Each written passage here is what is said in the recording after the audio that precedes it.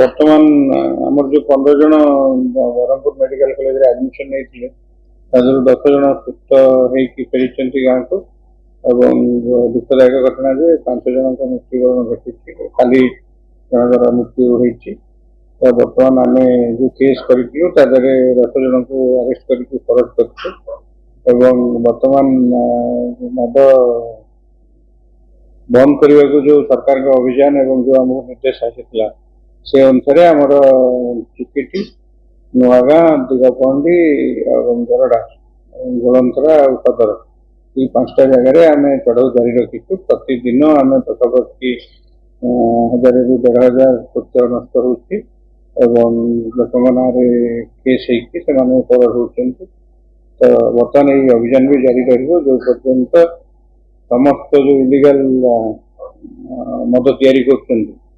पर्यंत आम चढ़ाऊ जारी। हाँ सुरेंद्र मल्लिक आउ जड़े सुदाम मल्लिक 2 जन को आम जो मैंने तैयारी कर सप्लाई करते से आम जो अरेस्ट करके स्टेटमेंट नेलु से राजी हेले जे से मद तैयारी करके गत विगत 3-4 वर्ष धरी से मद तैयारी करते। हाँ आम एक्चुअली जो एसएफएसएल को पठेलु और आरएफएसएल को पठेलु मद सैंपल से आम जो आम मेनली मिथानल एवं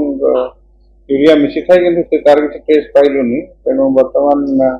विषेरा जो अच्छी आमर जाइए एसएफएसएल को तो से जना पड़ो जे कौन एक्चुअली इनग्रेडिएंट जोटा कि